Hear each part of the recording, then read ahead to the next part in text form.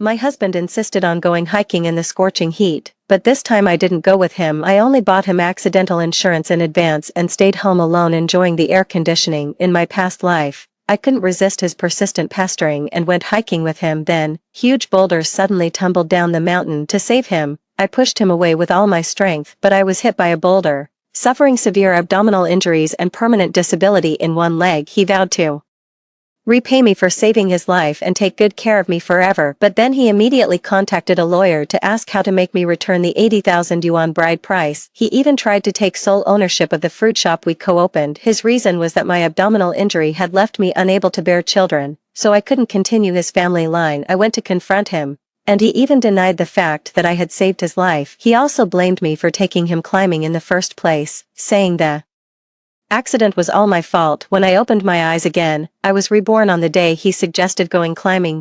Gu Lin hugged my arm and shook it. Honey, let's just go climbing once. I heard that on those mountains, there are rosy clouds and mist, making for an absolutely breathtaking view. I looked down at my right leg. The hideous scar was gone. My stomach no longer ached faintly. Gu Lin was also still alive. With his right leg intact, he hadn't managed to convince me in the end, but when he learned that I was allowing him to go hiking alone, he was both surprised and overjoyed. He even kissed me on the forehead. Thank you, dear, you're so good to me, I sneered, but inside, a mix of emotions churned. She secretly bought him only a deluxe premium accident insurance, quietly waiting for a huge payout to arrive. In my past life, immersed in the sweetness of my new marriage, I agreed to go out with Gu Lin despite the scorching heat. Halfway up the mountain, a massive boulder suddenly tumbled down.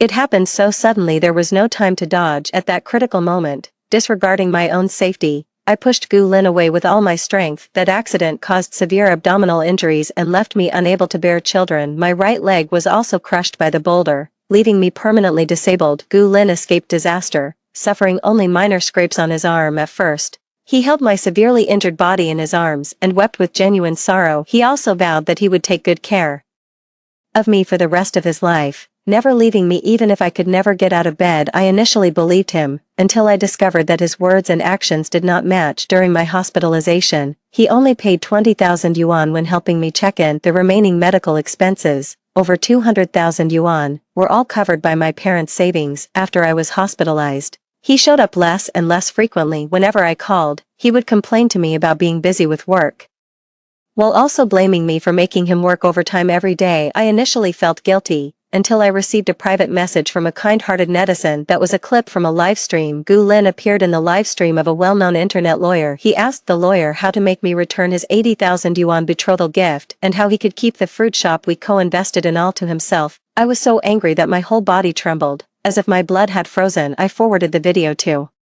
Gu Lin and asked him for an explanation too. Not only did he have no shame, but he also turned around and bit back. If you hadn't insisted on traveling, would any of this have happened? Your misfortune is entirely your own doing and has nothing to do with me. Are you trying to drag me down for the rest of your life? I was so angry that I fainted. My mother, feeling sorry for me, went to their home to help me get justice, but my mother-in-law accused me of being a hen that can't lay eggs. My mother, unable to take it, slapped her. She then called the police and had my mother arrested. Gu Lin called me again. When I picked up, he screamed hysterically, "Mo Shui, have you no shame? You actually sent your mother to come and insult my mother, and now my mother is sick from anger. If you have any sense, you'll come with me today to get a divorce. You walk away with nothing, or don't blame me for taking your mother to court." I gave a cold laugh and said, "Fine, come pick me up at my place, let's go get a divorce. I've lived more than a year of this dark, hopeless life, and I've had more than enough. Since he wants a divorce, I'll grant his wish. I don't want anything, only for him to die." He opened the door and came in. The room was empty. I hid behind the door, gripped one end of my cane, and swung it hard at the back of his head to be safe. I had practiced this move hundreds of times. Failing that,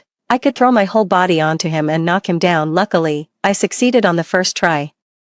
He slammed face first onto the floor and lost consciousness. I leisurely took out the prepared boning knife. I furiously hacked at his thigh. Over the past year, I had been using my arm to carry things every day. My biceps became increasingly robust. With just a few forceful hacks, I cut off his entire right leg. Blood splattered onto my lips, and I gave a sweet smile. Gu Lin was jolted awake by the excruciating pain, only to find his hands tied behind his back, bound tightly. I took his leg and deliberately waved it in front of his eyes. He let out a scream, his face turning pale with fear, as he begged nonstop, Shui, I was wrong, spare me, and let's live a good life together. Alright, you've already cut off one of my legs, we're even. I lifted his chin with my hand and pointed the blade between his legs, sneering. I said, how can we be even? You're still capable of having children, honey, what if we were the same? So you won't despise me anymore. He was furious with humiliation. Mo. Shu Qing, you lunatic, if you dare touch me, you'll die a horrible death. I said nothing, just swung the knife and castrated him. He let out a blood-curdling scream, finding a sudden burst of strength from somewhere. He slammed into me headfirst, breaking free from the ropes. He snatched his severed manhood and ran off, hopping on one foot, leaning on my cane. I limped after him. My hand was clenched tightly around the still dripping knife. 3. The moment I opened the door, my mother-in-law saw her son's miserable state. Beside herself with grief, she turned on me and cursed loudly, you heartless, jinxing bastard, a hen that can't lay eggs. Look what you've done to my precious boy. Oh, my poor, suffering son. I didn't talk back, just silently clenched my jaw, ready to gather my strength. Gu Lin thought he had found his savior when he saw his mother. He scrambled desperately toward her. I couldn't be bothered to chase him anymore. Drawing my arm back, I aimed the knife at his heart and hurled it. The sharp boning knife pierced his heart.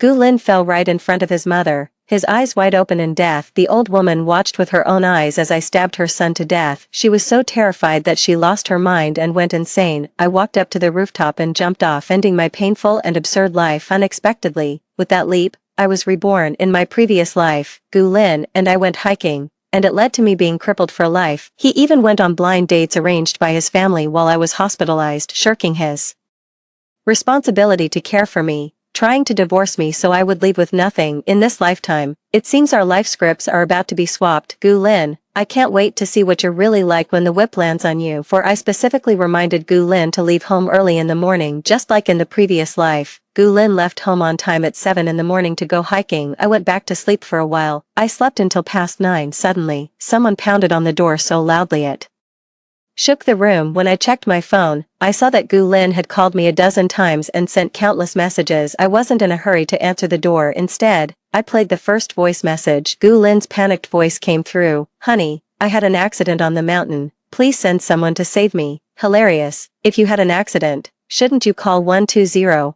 What's the point of telling me? The knocking continued, annoyed. I opened the door. She met her mother-in-law's furious, bloodshot eyes. Your husband is about to be stoned to death, and you're lazing around at home. With that, she reached out to hit me. I had anticipated this and dodged right away. She stumbled, slammed into the iron door herself, and blood gushed from her nose. Oh my, Mom, why are you only telling me now that Gu Lin is in trouble? Hurry, take me to the hospital. She wanted to go inside to find something to wipe her nosebleed, but I grabbed her and dragged her away. Along the way, he could only cover his nose with one hand while giving me directions. He had no free hand to cause me any trouble. Gu Lin's injuries were not as severe as I had anticipated, only, just like in my previous life, he lost the ability to have children, and on top of that, his right leg was broken. After the surgery, the doctor earnestly told me, the patient's injuries are quite serious, so be mindful of your approach when communicating. Try not to bring up any words that might upset the patient. It is not conducive to the recovery from the injury. I nodded repeatedly in agreement. I also strictly followed the doctor's orders and asked Gu Lin with concern as soon as I entered the ward, honey, I heard a rock hit you down there. Can we still have children in the future? You know, my mom has always wanted a granddaughter. If she finds out you can't have kids anymore, she'll definitely come to the hospital and make a scene. In my previous life,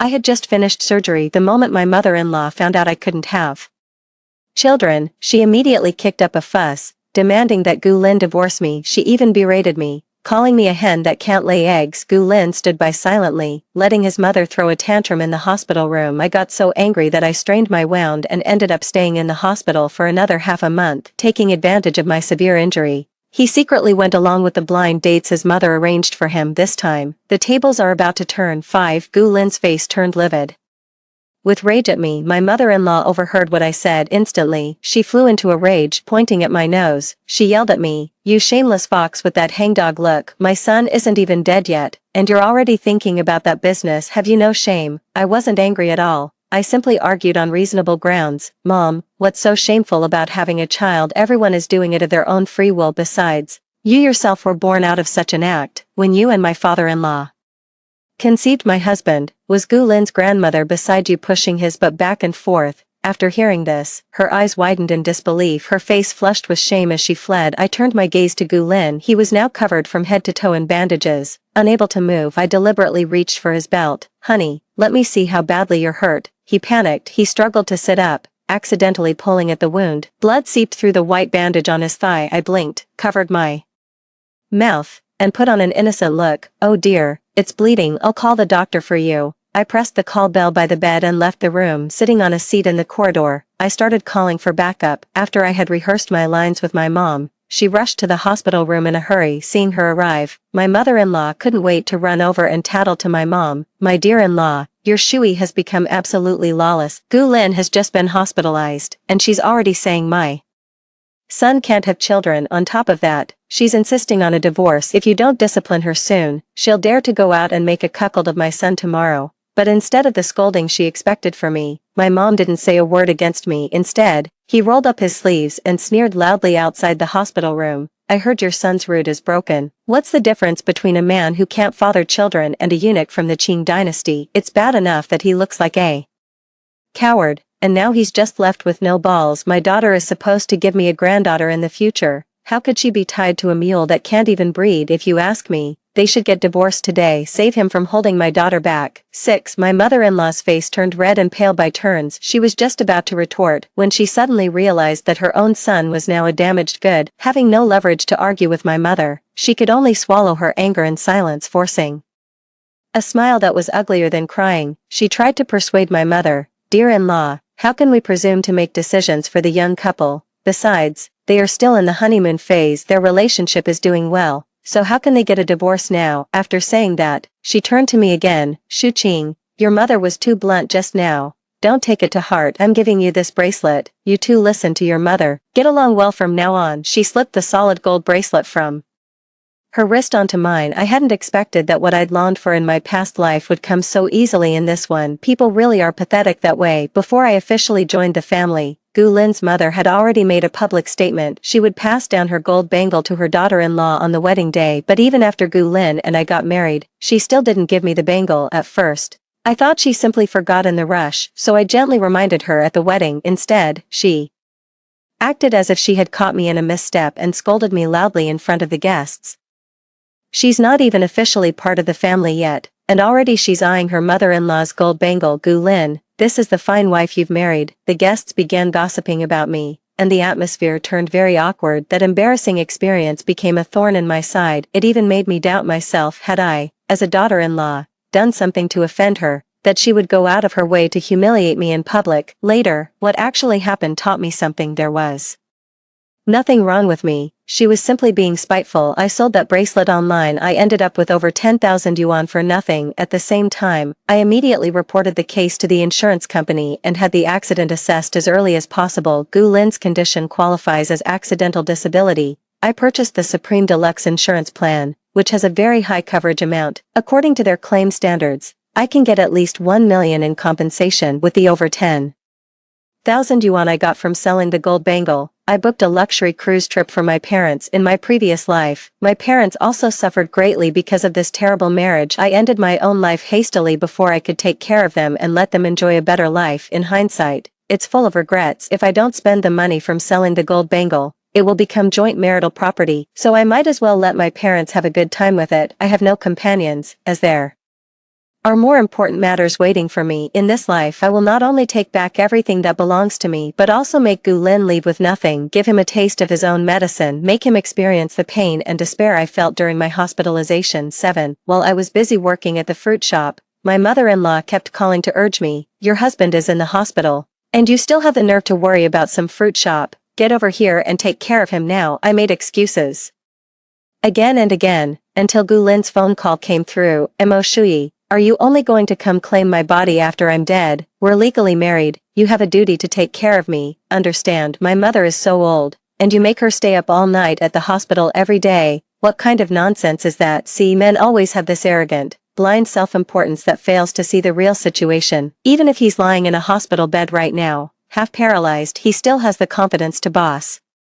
me around. If I had even half his assertiveness in my past life, I probably wouldn't have ended up so miserably. I pretended to be weak and softened my tone. "Sorry, honey, our fruit shop has been doing too well lately. I really can't get away. We can't ask your mom to come do all this heavy work. Don't worry. I've hired a caregiver to come help you. Let her take turns with our mom looking after you, starting now. I don't want any caregiver. Don't you understand plain speech? You right now, he was just too noisy. I couldn't stand listening long enough to finish the call. I'm not as stingy as Gulin in the previous life. When he wanted me to leave with nothing, he opted for a free lawyer consultation hotline. I have a high school classmate working at a prestigious law firm in Lou City specializing in divorce cases. Even though we hadn't seen each other for many years and our relationship had long grown distant, she still received me very warmly. Adult socializing is essentially an exchange of interests and value. We have a class group chat where she often posts divorce cases that I once found extremely melodramatic, now reflected in my own past experience. They somehow no longer feel that way. I am even confident that I could land a headline feature on their public account. After entering her office, she had her assistant pour me a cup of hot tea. I got straight to the point. My husband is disabled. How can I make him leave the marriage with nothing? She was, after all, a lawyer. Accustomed to high-stakes situations, faced with my overly blunt and seemingly morally bankrupt opening, she didn't show much shock, just asked me to provide detailed information about my marital and financial status. After I laid out the specific circumstances, she fell into a brief silence. After a moment of thought, she said to me with a smile tinged with a hint of apology, "Shui, given your situation, winning a divorce case will be difficult. Your husband is disabled, which puts him in a vulnerable position. Moreover, he has no fault in the marriage. Even if you win, the most the court can do is grant the divorce, but you won't have the advantage when it comes to property. The court might even award more to your husband." I asked in confusion. "You mean he has to be the one to make a mistake first? Only then is it possible for him to leave with nothing, right?" "No, it doesn't necessarily have to be a mistake. In short, you need to prove that your marriage has irretrievably broken down. My advice is to start living separately from your husband, but the separation needs to last a full year. During this period, there cannot be frequent emotional exchanges, and even if there are, they must reflect a breakdown in the relationship." I shook my head helplessly. "It can't be dragged out this long. That's too long. Isn't there a quicker way?" Attorney Lou handed me a business card. "I'm sorry. Unless both parties are willing to divorce, otherwise, there's really no way to speed this up. This is my friend's business card. You can go find her and give it a try." Seeing my puzzled look, she handed me a business card from the head of a matchmaking agency. Then she gave me another meaningful glance. It hit me like a thunderbolt. Since the normal path won't work, I'll have to find a different way." I went to that matchmaking agency. After explaining my intentions to the person in charge, the situation quickly took a turn for the better. Hong Jia, the manager, placed a stack of documents in front of me. Lounging boldly in the armchair with her arms spread wide, she said in a tone of rare curiosity, "This is the first time I've seen a wife looking for a mistress for her own husband. You're quite something." I gave an awkward smile and quickly zeroed in on one woman from that pile of information. According to Hong Jia, this woman is a notorious serial homewrecker. She is a premium member of our organization. She is dead set on landing a diamond bachelor. Your husband really needs a better image, otherwise, he won't even catch her eye. The woman in the photo has shoulder-length curly hair and stylish French bangs. Her makeup is delicate but not harsh. Her smile is as gentle as water, with a faint dimple on her right cheek. She looks exactly like Gu Lin's dream girl. After I wrote down her phone number, I called her immediately. The woman's name was Wu Yin, 27 years old, unmarried, unemployed. I arranged to meet her at the coffee shop downstairs from the hospital. She wore a pink puff-sleeved peplum dress and white stilettos. Her features were gentle and sweet. Her whole body exuded a cloying, cheap perfume scent. The fragrance coats every single strand of hair. She walked with a slight sway of her hips, drawing sideways glances from many customers, not to mention men. Even I felt a bit dizzy watching her. After she sat down, I gave her the carefully prepared luxury brand bag. It was obvious those old men usually never gave her anything nice. The young girl had only received a basic model bag, yet she excitedly grabbed my hand. "Sis, you're so sweet. Although I don't like women, I'm willing to try changing my sexual orientation for you." Startled, I quickly pulled my hand back, showing her a photo of Gu Lin. "Within a month, win this man over, make him willing to leave his wife and give up everything for you. After you succeed, I'll give you 100,000. She suddenly wiped the smile off her face. Sitting up straight, she frowned and said, "He's too ugly, so you'll need to pay extra." We spoke at the same time. I shouted, 150,000, she said, 110,000, she, 150,000, deal, I said, fine, as long as you can pull it off, I'll transfer the 150,000 directly to your card. She beamed from ear to ear. patted her chest, and assured me, "Don't worry, I guarantee I'll get the job done." Her behavior was innocently foolish, just like a college student. I was actually quite uneasy about it, but after I took her to the hospital, she proved through her actions how thoroughly she understood Man 9. I sent Wu Yan into Gu Lin's hospital room under the guise of being a caregiver. She stood behind me. Before Gu Lin even saw anyone, he heard that I had brought a caregiver to look after him. He shouted loudly, telling people to get out. He became so agitated that his face turned bright red. "Mo Shui, is this how you half-heartedly take care of me? I'm lying in bed now, unable to move freely. What if the caregiver has a grudge against me and hits me? I don't care. I don't want some damn caregiver. You have to stay and take care of me yourself. Tell her to get lost." I silently stepped aside and nudged Wu Yan toward the hospital bed as she wiped her tears, looking so pitiful that she tugged at the heartstrings. Coming into Gu Lin's line of sight, the noisy protests around suddenly fell silent. Wu Yan suddenly knelt by the bed and pleaded, her voice choked with sobs,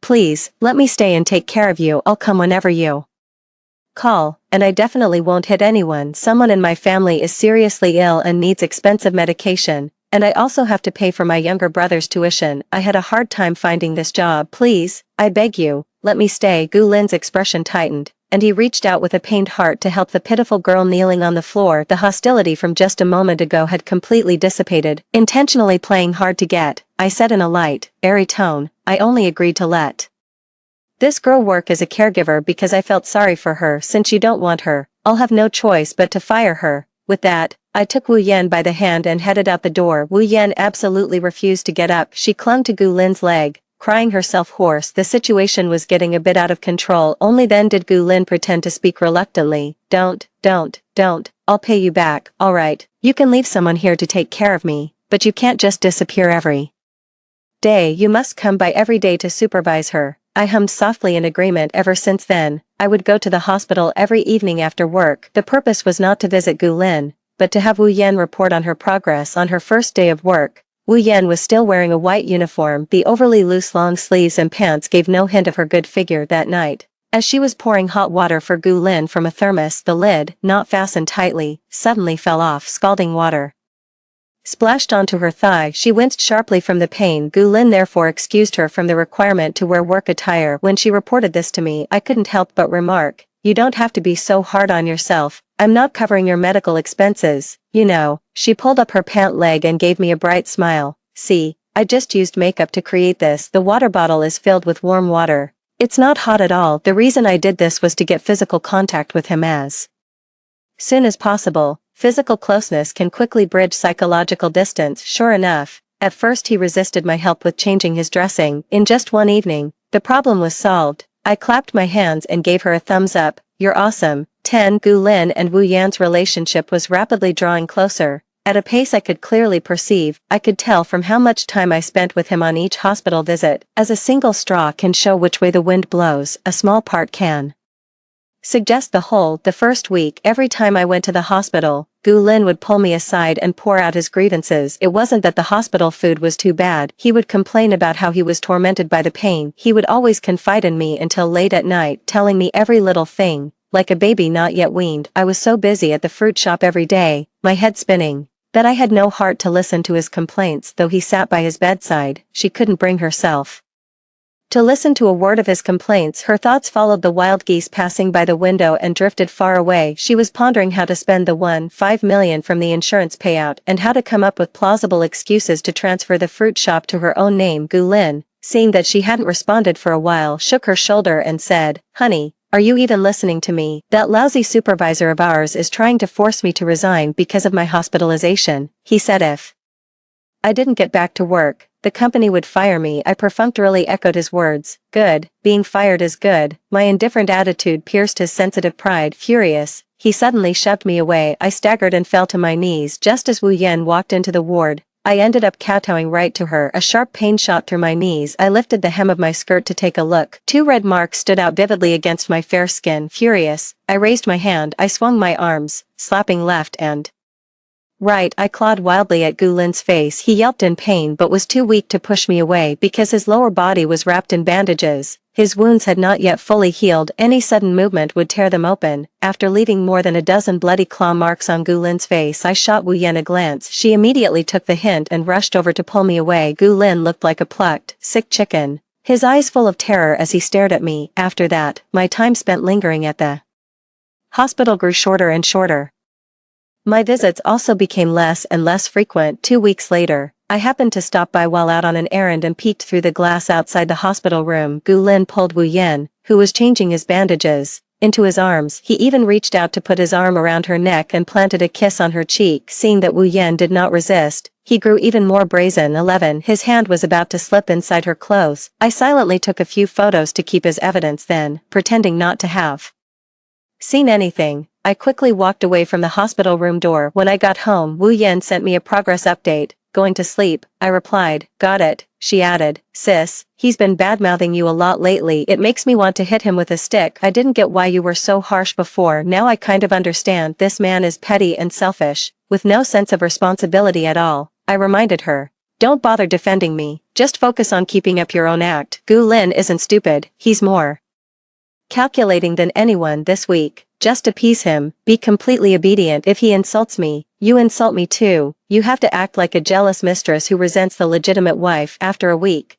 tell him you're pregnant and use that to push him to marry you, or else you'll abort the child. The doctor said he's infertile. Right now, what he wants most is a child. Got it, Wu Yan replied. Got it, sis. You can count on me, I'm a pro. After all, a week passed quickly. Wu Yan standing in Gu Lin's heart grew day by day. No matter what I brought up with him, he always found a way to steer the conversation back to Wu Yan. She even went so far as to suggest that I give her a raise. Honey, how much do you pay Yan a month? I think this girl is working too hard, taking care of me day and night, rushing around tirelessly. These are things you should be doing, but she's been a huge help to you. You can't treat her unfairly, I said with a teasing smile. I thought to myself, she spends her days looking after you, and then has to sleep with you at night. It's truly not easy to be treated like a beast of burden and a domestic fowl all at once. But he doesn't need to feel sorry for Wu Yan, because Wu Yan's monthly salary of 150,000 is all deducted from his assets. I had a lawyer divide the property for the fruit shop on the grounds of poor management and near closure. I sold the storefront at a low price to a trusted friend, then I had it rebranded and bought back by my parents. My friend runs it in name only. Half of the money is subsidized by me to Gu Lin, pretending it's his share of the revenue. That portion of his property was all spent on hospitalization and nursing fees. Now, little of it remains. After everything was properly arranged, Wu Yan and I discussed and staged a shocking, earth-shattering scene to catch his cheating. The night before the storm descended, I bought a pregnancy test showing 2 lines online in advance. I handed it to Wu Yan and patiently instructed, today is the day Gu Lin is discharged from the hospital. It is also the day we plan to close the net. You must bring your absolute best acting. Ideally, make such a scene that everyone knows, forcing him to have no choice but to marry you. If he disagrees, bring the drama straight to me. That way, I'll have leverage over him, and the divorce will be as good as won. She nodded quite seriously. Once everything was in place, Wu Yan and I arrived at the hospital one after the other. 12. Before leaving, I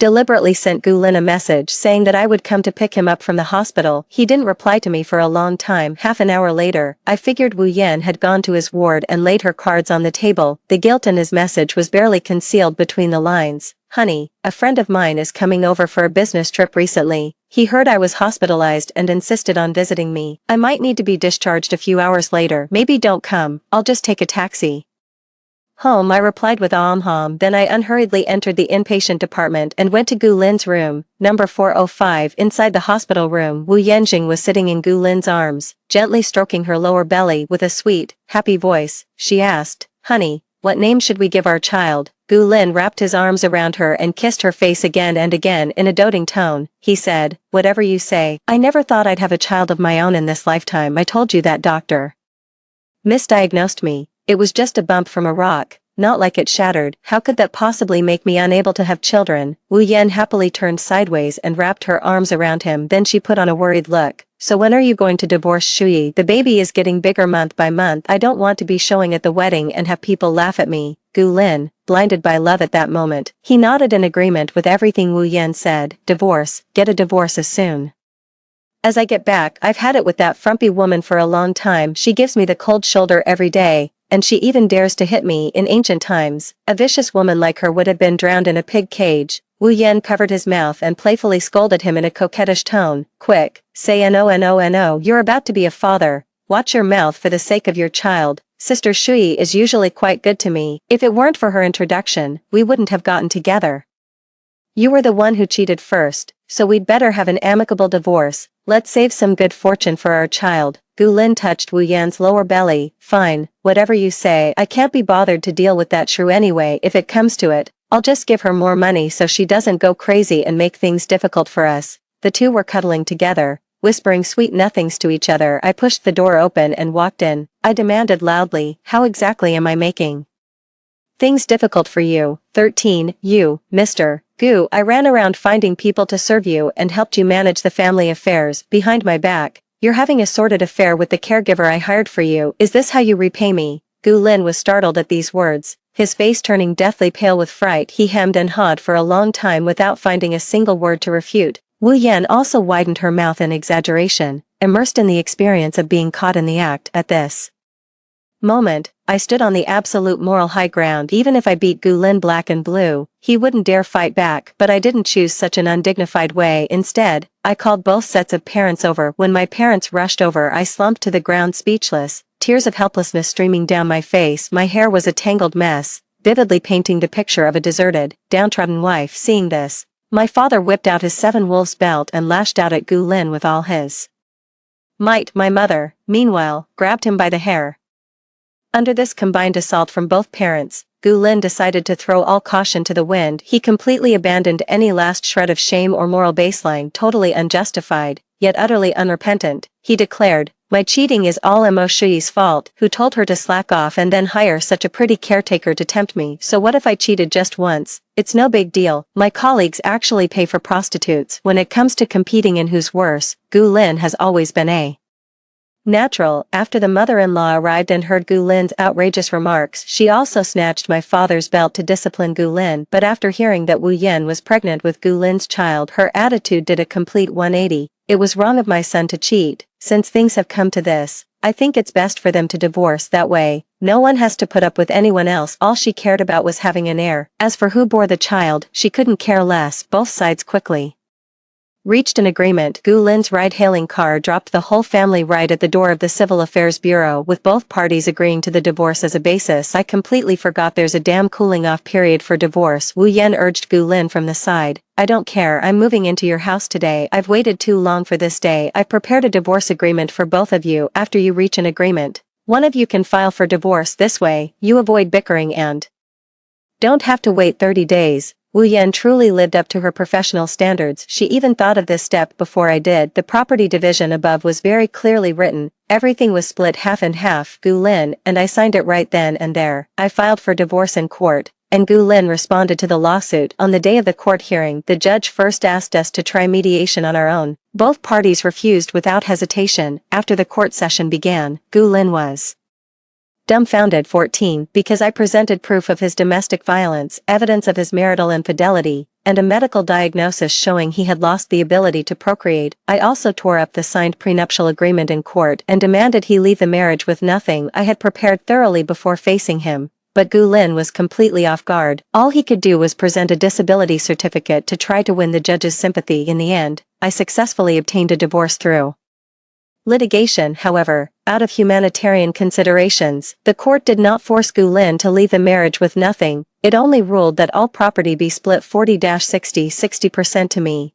40% to him. Gu Lin was quite dissatisfied with the verdict and immediately stated in court that he would appeal for a second trial. He did appeal, but the local court rejected it. The original judgment of the first trial was upheld. When Gu Lin called me, Wu Yan was sarcastically taunting him. Take a look at yourself, and you still expect me to bear your child? You're so broke you can't even afford underwear. Why should I keep this bastard child? Let's break up. Don't come bothering me again. My younger brother is a karate champion. If you dare come after me, he'll punch you into the ground. A heavy door slamming sound came from the other end. I didn't want to waste my breath on Gu Lin, so I just hung up the phone. He should be sitting dejectedly on the living room sofa right now, holding his head in his hands, regretting and crying bitterly. Too bad this isn't even his most embarrassing moment yet. Half a month later, when Gu Lin was paying for instant noodles at the supermarket, unexpectedly found that my balance was insufficient. At that moment, I was lying in a glass house in the Maldives, leisurely soaking up the sun, sipping on my newly bought white wine. When I answered Gu Lin's phone call, he screamed hysterically at me.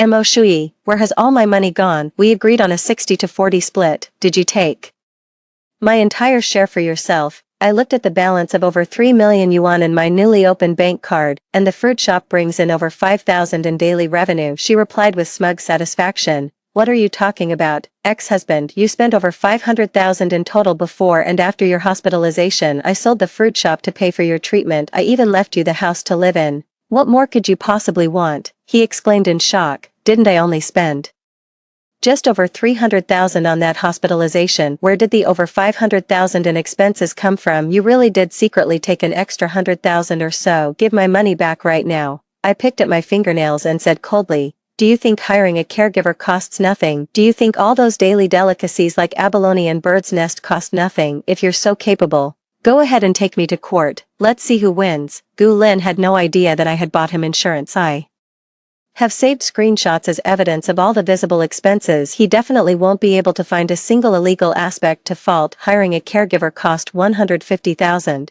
but every penny was spent on him. I didn't gain any advantage from it. Besides, he simply doesn't have the money for a lawyer to sue me. I deleted all my contact information. I moved my parents and me to a new city to live. When Gu Lin showed up at my parents' home with a cane and a knife, the surveillance camera outside the door captured him. I immediately called the police and had him sent to the station to cool off for a few days while he was miserably eating prison food at the station. I was taking my parents on a boat trip to the open sea to try catching bluefin tuna. All the regrets and gloom left over from my previous life were swept away by the healing sea breeze and sunlight, completely gone. The end. That concludes the first story. Don't go away. The next one is even more exciting. My spouse, Li Weiguo, was hospitalized with advanced cancer. On his last day, his son helped Jiang Qiuyue, silver-haired and dressed in a form-fitting cheongsam, appear at the hospital room door. My spouse clung tightly to Jiang Qiuyue's hand, tears streaming down his face, sobbing that he regretted everything. My son and daughter-in-law praised the transcendent, marriage-defying, poignant love between my husband and Jiang Qiuyue. For the media standing by on his deathbed,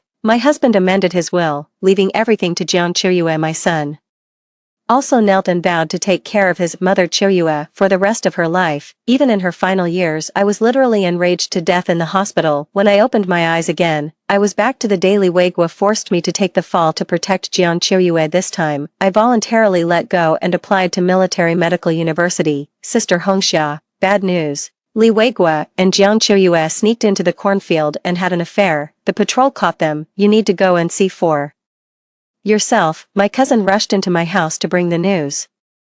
My mind went blank with a buzz. Suddenly I realized I had been reborn on the very day I was forced to take the fall for Jiang Qiuyue and engaged to Li Weiguo. In my past life, Li Weiguo and I grew up together as childhood sweethearts. Since we were young, Li Weiguo told everyone that I was his future little wife. Back then, my heart was completely set on Li Weiguo. I could only wait until we grew up for my sweetheart to come and marry me. But who knew? After Jiang Qiuyue was sent down to our village, Li Weiguo never mentioned our engagement again. Feeling sorry for Jiang Qiuyue's frail health, he quietly credited all his work points from a hard day's labor to her name. Hearing that Jiang Qiuyue hadn't eaten meat in a long time, he immediately sold the fountain pen I had given him. Died Jiang Qiuyue to a state-run restaurant and ordered a large plate of braised pork. Later, he and Jiang Qiuyue went on a date in the cornfield and were caught red-handed by the patrol team. Seeing Jiang Qiuyue trembling with fear, Li Weiguo came to my home and fell to his knees in front of me with a thud, begging me to step forward and take responsibility for this disgraceful affair. His reason was that our families had an informal engagement agreement. An unmarried young couple sneaking into a cornfield, though shameful, was not a capital offense. But Jiang Qiuyue's family had a bad class background,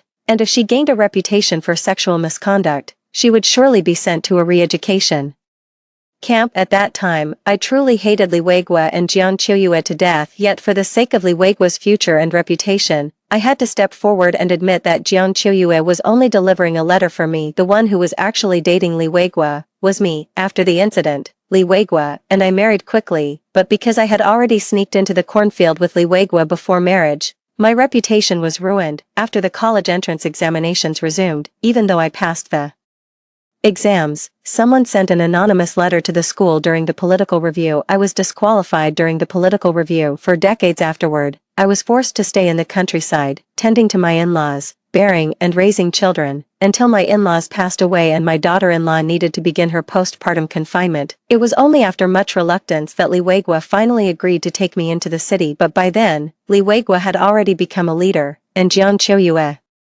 through his arrangement, had entered the military hospital I had dreamed of. They were the glossy, glamorous city folk, while I was just a shabby old country woman. Everyone whispered behind my back, saying that the only regret in Liwegwa's life was marrying a rural woman like me, that he had missed out on Jiang Choyue, the elegant and beautiful female military doctor. But no one knew that if I hadn't taken the blame for that adulterous pair back then, both of them would have long been sent to the countryside for reform. With a disciplinary mark like that, in those days, forget college, they wouldn't even have been allowed back to the city. Thinking back on the humiliations I suffered in my previous life, and the resentment and unwillingness I felt as I lay dying, I shoved my cousin aside and ran crying all the way to the brigade headquarters. In my past life, I rushed over in a panic because I was so worried that Liwegwa would be made an example of, only to be caught by him and morally blackmailed. He coaxed and tricked me into taking the fall for him. In this life, I'm going to blow this whole thing wide open. Brigade leader, I want to report Liwegwa for adultery. Everyone in the village knew I was Liwegwa's future bride who hadn't yet crossed the threshold. When I yelled that out, the whole village came running to see the spectacle. In the cornfield, Liwegwa and Jiang Choyue were leaning against each other, close, disheveled and out of breath. When Liwegwa saw me appear, his eyes lit up, and he immediately shouted at me, "Hongxia, you need to tell them quickly that it was you who asked Choyue to invite me out. You never showed up, and Choyue accidentally fell in the cornfield. I just helped her up, and they saw it, then accused us of having an affair. Hurry and explain it clearly to everyone. Choyue and I are truly innocent." I looked at them without speaking. Jiang Choyue bit her lip and gently nudged Liwegwa. Liwegwa scolded me angrily, "Gao Hongxia, this is not the time for you to be petty or jealous. This concerns Jiang and me. Comrade Choyue's reputation is at stake. You must explain yourself immediately." Jiang Choyue looked up, her eyes red as she said to me, "Hongxia, I know Brother Wegwa takes care of me, and that makes you uncomfortable, but you can't deliberately set us up like this. You were the one who asked me to help you invite Brother Wegwa to the cornfield, and now you're playing the victim and falsely accusing us of having an illicit affair. I never expected that after being reborn, these two would still try to pin the blame on me." I gave a cold laugh and immediately exposed Liwegwa's clumsy lie. "You said I asked Jiang Choyue to invite you to the cornfield." Liwegwa gritted his teeth. "Yes," I laughed. "You were caught in the afternoon, not long after lunch, if I remember right around when we were eating. I had just told you, this afternoon, I'm going to rehearse a model opera with Chuanxia and the others. Don't tell me there's another me out there, who, while I'm rehearsing the opera, can run off to the cornfields with you." The villagers who had gathered to watch burst into loud laughter. Liwegwa's fair face flushed crimson, disbelieving. He stared at me, his lips trembling as he demanded, "Hongxia, are you determined to ruin both Choyu and me? You know perfectly well that in a few days the army will be coming for political review. With things turned out like this, what am I supposed to do when they get here?" I walked up to him, swung my arm, and with a sharp crack, slapped him hard across the face. "Liwegwa, you've already sneaked into the cornfield with the landlord's daughter, and you still want to join the army. Don't even dream of it. If you like Jiang Choyue, you can call off our engagement and be with her openly and honestly, but you want to use my father, a combat hero, to get into the army, and you can't bear to let go of Jiang Choyue, that landlord's daughter. Liwegwa, with your character, you don't deserve to wear that green army uniform." Liwegwa was stunned by my slap. Jiang Choyue hugged him with a pained expression, looking at me pitifully and saying, "Sister Hongxia, Brother Wegwa is about to join the army. At such a critical moment, how could you throw mud at him like that?" Liwegwa looked at her with a moved expression. "Choyue, you're the one who understands things best." I let out a cold sneer, then suddenly reached out and grabbed Jiang Choyue's hair, yanking her hard in front of me. Jiang Choyue clutched her hair tightly, screaming in pain. "Gao Hongxia, what do you think you're doing? Let go." With one hand gripping Jiang Choyue's hair, I raised the other high and brought it down toward her delicate, porcelain-like face, slapping her again and again with a crackling sound. "I was so busy hitting him, I forgot about you. I'll teach you to set me up. I'll teach you to seduce my man. Oh, and as for that cheating bastard, I don't want him anymore. He's filthy, aren't you?"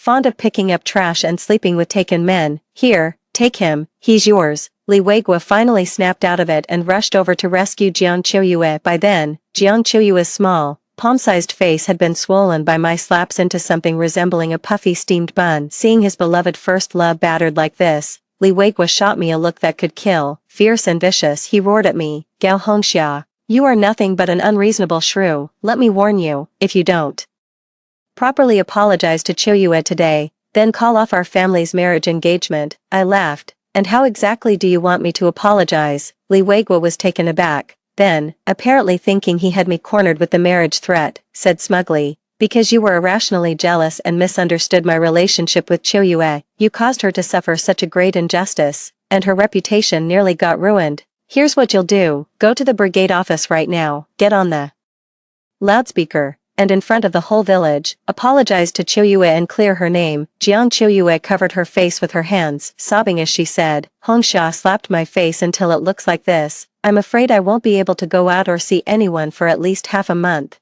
but if I don't work in the fields, I won't get any work points, and then I won't have food rations. Li Weigua tenderly touched Jiang Qiuyue's swollen, reddened cheek, then turned to instruct me, then for these half month's work, let Gao Hongxia do it for you. She's the one who beat you like this, so she should bear the responsibility. Besides, Qiuyu doesn't have any work points to exchange for food rations. Hongxia, go home and get 20 jin of rations to compensate Qiuyu. Jiang Qiuyu looked at him with gratitude. Weigua, you're so kind. Watching this adulterous pair openly flirting right in front of me, and thinking of the miserable life I was cheated into living by them in my previous life, I let out a cold laugh, grabbed a broom, and struck them without mercy. You say I wronged her, bullied her. Fine, I'll show you right now what bullying really means. The bamboo broom hurts like hell. One sweep leaves a trail of bloody welts. Jiang Qiuyu screamed repeatedly from my beating. Li Weigua tried to shield her, his face crisscrossed with cuts from the bamboo branches, like scratches from a cat, blood seeping from the wounds, holding Jiang Qiuyu in his arms as he backed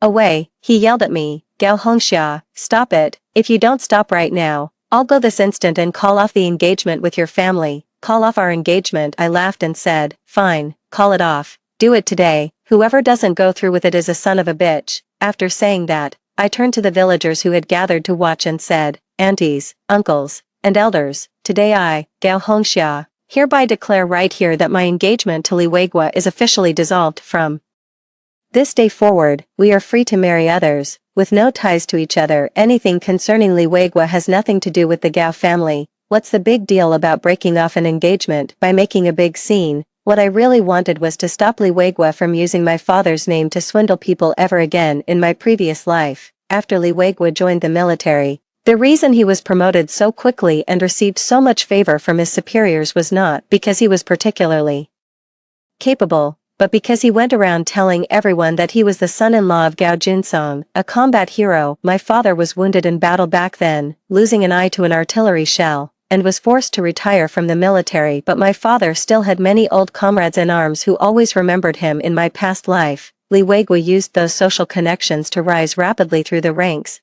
and even leveraged my father's old comrades to get Jiang Qiuyue a job at the military hospital. Everyone thought that by helping Li Weigua, they were helping my father and me live better lives, but who would have thought that the one who would truly enjoy Li Weigua's prosperity was Jiang Qiuyue, that imposter who had taken someone else's place in this life. I'll make sure Li Weigua sees clearly that without my father's network, he can't even get out of this small mountain village. Hearing that I wanted to break off the engagement, Jiang Qiuyue secretly rejoiced, but Li Weigua's face darkened instantly. Gao Hongxia, have you had enough? I told you. My concern for Jiang Qiuyue is nothing more than comradely care. If you're still worried, once my military enlistment is settled, we'll go straight to the commune and get our marriage certificate. I raised my hand to cut off his self-righteousness. Absolutely not. You and Jiang Qiuyue have already been sneaking into the cornfield together. If I marry you, aren't I just putting a green hat on myself? The crowd burst into laughter. Li Weigua glared at me viciously. Gao Hongxia, you'd better think carefully. I'm about to join the army. If you marry me, you can follow me as a military spouse, and maybe even become a city dweller with a government food ration. If you break off the engagement now, you'll end up marrying a farmer and working the land in this village for the rest of your life. I smiled, then turned and reported to the brigade captain. Captain, Comrade Li Weigua looks down on us farming proletarians. With his level of ideological consciousness, will the army even want him? Li Weigua's face paled as he nervously looked at the team leader. He thought the team leader had always appreciated him and would surely protect him this time as well, but he forgot that the reason the team leader looked after him was because he was my father's prospective son-in-law. Sure enough, upon hearing that I was breaking off the engagement with Li Weigua, the team leader gave him a dark look and said, "Li Weigua, you were clearly engaged to Gao Hongxia, yet you sneaked into the cornfield with another female comrade. Your moral and ideological conduct is corrupt, and you have brought a very bad name to our production team. Starting tomorrow, you and Jiang Qiumei will go to the farm to haul manure and properly reform your thinking." Upon hearing the team leader's words, Li Weigua and Jiang Qiumei's faces turned ashen in an instant. I smiled, then turned and walked away. In my previous life at this time, because I took the blame for Jiang Qiuyue, the villagers pointed fingers at me. And I stayed at home all day, crying until my face was soaked with tears. But then, out of nowhere, the health center decided to train a group of barefoot doctors to improve the village's medical standards. The brigade leader had originally wanted to recommend me, but because of that incident, I was reported and lost the chance. In the end, Jiang Qiuyue took my place and became a barefoot doctor later. It was precisely because of her experience as a barefoot doctor in the village that Li Weigua saw an opportunity and recommended her to the military medical academy. In this life, I will take back everything that was snatched from me in the previous one. When I got home and saw my parents, I rushed over with tearful eyes. "Dad, Mom, I want to break off the engagement with Li Weigua." I told them everything, how Li Weigua and Jiang Qiumei had been sneaking around behind my back in the cornfield, and how after they were caught, they tried to make me take the fall for Jiang Qiumei. I laid it all out for my parents, sparing no detail. In my past life, I kept everything bottled up inside, which gave Li Weigua the chance to take advantage of me. In this life, I won't be so foolish as to cover for him on everything. My dad has always doted on me the most.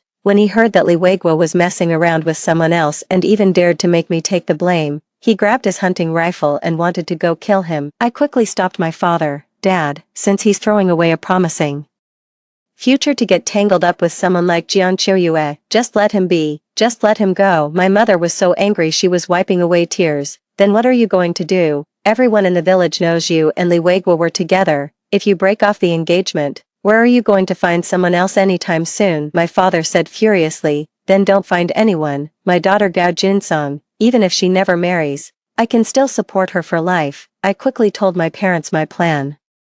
"Dad, Mom, I heard the health center is training a group of barefoot doctors, and I want to sign up. Anyway, I'm still young. I'll work as a barefoot doctor for a couple of years first." My father nodded, and the next day he sent someone to the health center to get me an application form. I was filling out the form at home when Li Weigua and Jiang Qiuyue walked in. Seeing the application form on the table, Li Weigua's eyes flickered before he forced a smile. "Hongxia, what happened yesterday? You really misunderstood Qiuyue and me. I brought her here to apologize to you." Jiang Qiuyue came over with red-rimmed eyes. "Hongxia, I'm sorry. I lied yesterday because I was too scared, but I swear to heaven, Brother Weigua and I are completely innocent." I let out a sarcastic laugh. "Innocent while sneaking into the cornfield together." Jiang Qiuyue bit her lip and looked at Li Weigua with a pitiful expression. Li Weigua felt a pang in his heart. Without a moment's hesitation, he shielded Jiang Qiuyue behind him and roared at me, "Gao Hongxia, if you have any issue, take it out on me. Can we leave Qiuyue out of the matters between us? She's already suffered enough." I was so angered by Li Weigua's utterly unprincipled favoritism that I laughed in spite of myself. "She's suffered ever since Jiang Qiuyue was sent down to our village. How many days has she actually worked? How much has she done? Oh, but she's eaten plenty.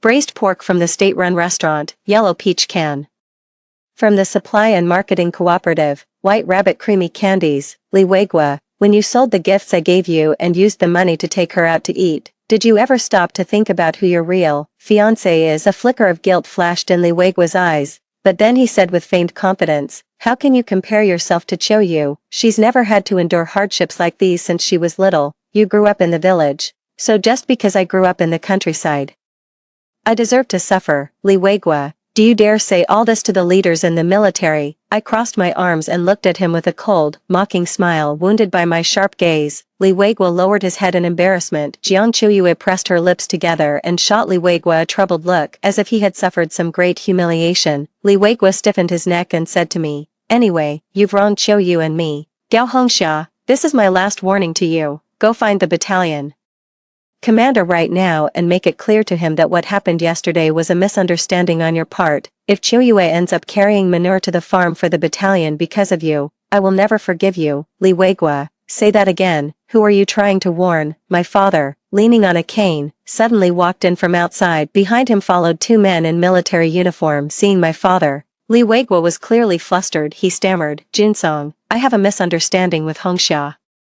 And want to clear it up with her face to face. As a man, I can take some unfair treatment, but Hongxia, out of jealousy, has been slandering Comrade Jiang Chuyue and damaging her reputa. This greatly damaged her reputation and even led to the brigade headquarters sending her to the farm for re-education through labor. Whether it's slander or not, we can just ask the villagers. My father interrupted Li Weigua's defense. Just then, the villagers who had gathered to watch the scene at our doorstep began voicing their support for me. What slander? I've seen Li Weigua and Jiang Chuyue heading to the back hill together, sneaking around. I've seen them too. They were holding hands when they came down the hill. Li Weigua is engaged to Hongxia, but he secretly took Jiang Chuyue to a state-run restaurant, spending money that Hongxia gave him. How shameless, with everyone chipping in one remark after another. Li Weigua and Jiang Chuyue were so humiliated they couldn't even lift their heads. Just then, my father spoke up. Comrades, this is Li Weigua from our village, the one who signed up to join the army. I suspect this young comrade's ideology and conduct are highly problematic. I urge the organization to scrutinize him rigorously. As soon as he finished speaking, I saw Li Weigua's face turn pale in an instant, as if he could barely stand. Jiang Chuyue's delicate face also went white. Just moments ago, she had been clinging tightly to Li Weigua's side. Now, without a word, she quietly put some distance between them as expected. After the two military leaders visited some villagers and village cadres in our area, they unanimously concluded that Li Weigua was morally corrupt, had ideological and behavioral issues, and had even made remarks disparaging the proletariat, making him completely unfit for the army's recruitment standards. Li Weigua was eliminated during the political review stage. Upon learning this news, Li Weigua went berserk. He stormed into the educated youth settlement, grabbed Jiang Chuyue by the neck, and slapped her a dozen times in rapid succession, the sound crackling through the air. Jiang Chuyue cried so hard she could barely catch her breath, but this time, what awaited her was not Li Weigua's gentle coaxing, but his furious roar. Jiang Chuyue, you're nothing but a jinx, you caused your own parents' deaths, and now you've ruined me too. Didn't I tell you to hold on, to wait until I got to the army, earn some merits, and then I'd find a way for you? Why couldn't you wait? Were you that desperate to seduce me? Now it's fine, my chance to join the army has been ruined. I can't be a soldier anymore. Are you satisfied now, you bitch? Li Weigua grew angrier as he spoke, and his hand slowly tightened around Jiang Chuyue's neck. Jiang Chuyue's eyes rolled back as she was choked, nearly at the point of death. The other educated youths rushed over and, with much effort, pulled the two of them apart. Li Weigua stumbled out of the educated youth's sight and, for some reason, ended up coming to my house. Seeing me walking out with my luggage, Li Weigua dropped to his knees with a thud in front of me. He raised his hand and slapped himself, one after another, again and again. Hongxia, I was wrong. I shouldn't have given in to temptation and been tricked by that bitch Jiang Chuyue. She saw that I was about to join the army, didn't want to endure the hardship of staying in the countryside, and wanted to go with me as a military spouse.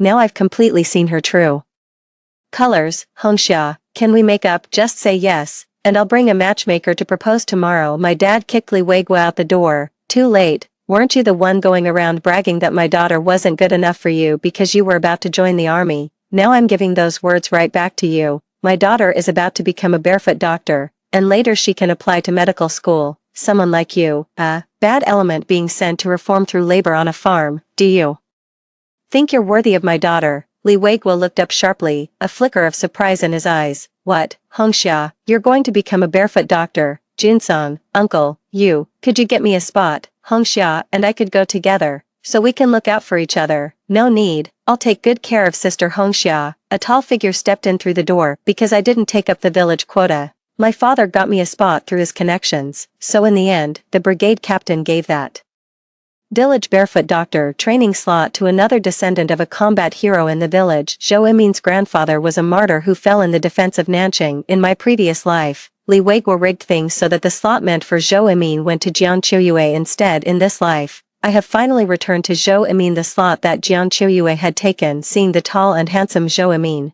Li Weiguo's bloodshot eyes stared fixedly at me. So this is why you were in such a hurry to break off the engagement. You already found someone else, didn't you, Gao Hongxia? I'm giving you one last chance. Help me get a spot as a barefoot doctor, right now. Otherwise, I'll report you to the health center for improper conduct, and then none of us will get to go. My father raised his walking stick in anger, ready to hit him, but I stopped him with my hand. Li Weiguo broke into a smug smile and looked at me with tender affection. Hongxia, I knew you still had me in your heart.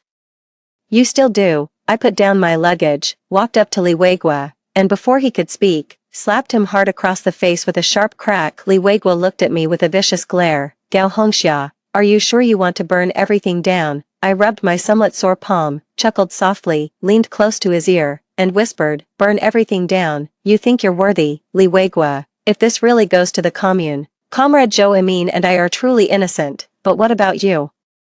Can you guarantee that you, Jiang Qiuyue, and your families are really in the clear? Think about what's buried under the pig trough in your backyard. Li Weiguo's face turned deathly pale, and he stared at me as if he'd seen a ghost. How do you know that? I let out a soft laugh. If you don't want others to know, don't do it, Li Weiguo. If you have the guts, go report us to the commune. You, go ahead, and I'll go too. Worst case, Zhou Emin and I just won't be barefoot doctors anymore. But what about you and your parents? You helped Jiang Qiuyue hide letters between her and her relatives abroad, and your parents, they helped the Jiang family hide quite a few treasures too, didn't they? With a thud, Li Weiguo collapsed onto the ground, his legs going weak and limp. I said goodbye to my parents, paid him no more attention, and left with Zhou Emin. In my past life, when I was cleaning Li Weiguo's study for him, I accidentally came across several letters between him and Jiang Qiuyue. Only later did I learn that when the Jiang family was sent to the countryside, it was Li Weiguo and his parents who secretly helped them hide many belongings. But by then Li Weiguo already held a high position, so I worried that if these letters were ever discovered, they might harm his career, and I even reminded him that he should destroy them as soon as possible. To my surprise, not only did Li Weiguo refuse to listen, he also blamed me for meddling and going through his things without permission. In hindsight, it wasn't that he couldn't bear to burn those letters. The reason he couldn't bear to burn them was clearly because those very letters were all written by Jiang Qiuyue herself. Li Weiguo could probably never have imagined that the love letters he and Jiang Qiuyue poured their hearts into in the previous life would, in this life, become the lethal weapon I would use against him and Jiang Qiuyue. Zhou Emin and I have always conducted ourselves honorably and have nothing to fear from an organizational investigation. So in this life, after arriving at the commune, the moment I reported to the health center, I went straight to the commune to report to the organization that Li Weiguo and his parents had helped Jiang Qiuyue's family hide assets. The commune leaders were outraged and immediately took people to the village to investigate. I heard that when the commune personnel arrived at the Li household, Li Weiguo and his parents had just dug up those valuables buried in the pigsty. They were caught red-handed. Later, I heard that both Li Weiguo and Jiang Qiuyue were sentenced to prison, and Li Weiguo's parents were sent to a labor farm for re-education through labor. After the verdict came down, Li Weiguo wrote me several letters from prison, asking to see me in person. I ignored him, and he actually tried to commit suicide in prison. Helpless, the prison leaders turned to the health center, and I had no choice but to go see him. At this time in my previous life, Li Weiguo had already joined the military and put on a brand new green uniform. But now, separated by an iron fence, he had a shaved head, wore a prison uniform, and had completely lost his mind. Upon seeing me, Li Weiguo lunged forward, gripping the iron fence tightly with both hands, his bloodshot eyes fixed on me. Hongxia, it's wrong, it's all wrong, we shouldn't be like this. I should have joined the army and risen through the ranks. You should have stayed in my hometown, taking care of my parents and bearing children for me. I looked at him mockingly, and then, using my father's name, you would have pulled off a switch and let Jiang Qiuyue take my spot, being a barefoot doctor, then pursuing advanced studies at a military medical university, and finally joining a military hospital, just so I could be a fairy tale couple with you. Li Weiguo was taken aback, his eyes widened in disbelief as he stared at me. Hongxia, you came back too. When did you get back? I chuckled softly. The day you and Jiang Qiuyue were caught sneaking into the cornfield, and you tried to make me take the fall for her. Li Weiguo's face turned pale. He muttered, no wonder, in the past life, when you heard that I'd been caught, you rushed over without a second thought and admitted it was you, without even thinking, and took all the blame. I looked at him coldly. But what happened after that? I was the one who sacrificed myself to protect you and Jiang Qiuyue's reputation, And yet, the villagers said such awful things about me, and neither you nor Jiang Chuyu said a single word in my defense. Li Weigua painfully lowered his head. I stood up and said to him for the last time, Li Weigua, in your past life, you resented me even until your death, resented me for occupying your wife's place, causing you to never be able to give the woman you loved a proper status your entire life. In this life, I am the one calling off the engagement willingly, to let you two be together. So why are you crying? You should be happy. I turned and left. Behind me came Li Weigua's anguished wails. After half a year of training at the health center, Zhou Emin and I were both assigned back to our hometowns to become barefoot doctors. 2 years later, thanks to our outstanding performance, Zhou Emin and I were among the first group of barefoot doctors recommended to attend health school. We began our studies there. After graduating from health school, we were once again assigned together to the county hospital. Those years of getting along had made us even more familiar with each other. In the first year of work, Zhou Emin came to my home with a matchmaker to propose marriage. No additional content. Over these years, because I still hadn't married, quite a few people in the village gossiped, saying that my endless delays had turned me into an old unmarried girl no one wanted. No additional content. But who would have thought that I, an old unmarried woman, would end up becoming a doctor at the county hospital? And even the man I found was from the same county hospital. He was a doctor. After marrying Zhou Emin, neither of us gave up on learning. A few more years passed, and the state announced the resumption of the college entrance examination. By then, I had already given birth to our eldest son, but Zhou Emin said the opportunity was too precious to miss. Unlike Li Weigua in my previous life, he didn't leave me alone in my hometown. Instead, he used money to hire a babysitter to help pick up, look after, and drop off our son, so I could free up time to review and prepare for the exam. Because our foundation was solid and we had never stopped learning. 2 months later, both Zhou Emin and I received our university acceptance letters. In this life, I finally fulfilled the dream I never achieved in my previous one, getting into military medical university. Zhou Emin and I decided to bring our son along to school. Before leaving,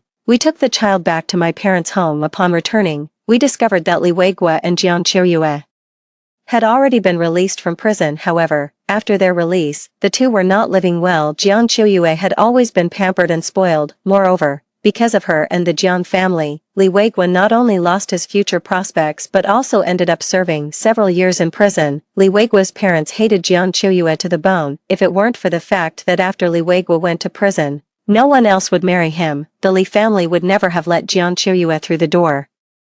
Jiang Qiuyue hadn't wanted to marry Li Weigua in the first place. What she wanted was a man who could become a military officer and give her a good life. But in this life, Li Weigua not only failed to join the army, but also went to prison, carrying the stain of being a reformed laborer. There was no way he would ever rise above the rest, and Jiang Qiuyue looked down on him completely. Yet she had no choice. She had just gotten out of prison herself, and had neither a job nor even a place to stay. She could only cling tightly to Li Weigua. After marrying, the two, each harboring their own ulterior motives, argued every few days. Li Weigua cursed Jiang Qiuyue as a jinx, saying she had ruined his future and his chance at a good marriage. Jiang Qiuyue accused him of daring to act but not daring to take responsibility, wanting to date her, yet unwilling to give up the benefits my family could offer him. The day my husband Zhou Emin and I brought the kids back to my parents' home happened to coincide with a huge scene unfolding at Li Weigua's house. Unable to bear the harsh life in the village any longer,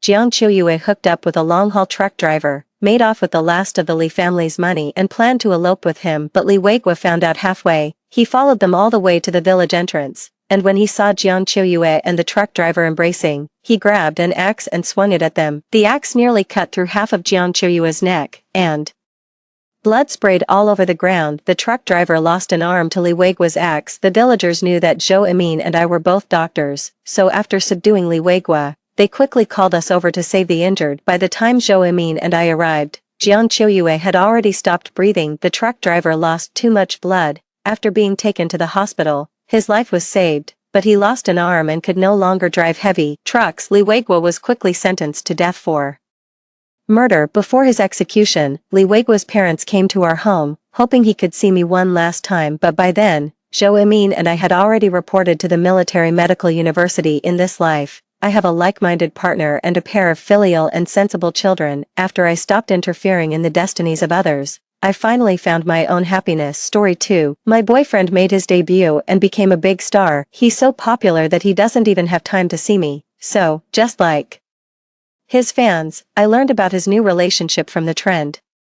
I wanted to ask him face to face, but accidentally heard him say to someone, "Don't you think Anna is a bit out of my league now?" I'm Anna, his civilian girlfriend of 10 years. I wasn't angry. Instead, I immediately dialed a number. "Mr. Lambert, you once said we had an arranged childhood betrothal. Does it still count?" In the 10th year of our relationship, I saw Calvin's new relationship on the trend. He was hugging a young girl. They were very intimate, with an ambiguous look in their eyes. That night, I went to the private room to confront Calvin. Before I even entered, I could hear the lively chatter inside. "Kiss, kiss, big star. I bet's a bet. Hurry up," Calvin said with a smile. "You'll scare Evelyn." The girl beside him blushed shyly. I recognized her. She was the female lead in those scandal photos. The girl said, "Anna will be angry if she knows." "Why do you care about her?" "Yeah, it's just a game. She can't be so petty." "Then you all have to testify for me." The girl bit one end of a pocky stick coyly. Calvin bit the other end. The jeers grew louder. They were about to kiss. I pushed open the door of the private room. The atmosphere froze instantly. The girl named Evelyn turned pale. "Anna, don't misunderstand. We were just playing truth or dare." "Oh," I replied coldly. Calvin's face darkened. "What are you doing here?" "My boyfriend organized this gathering. Why can't I come?"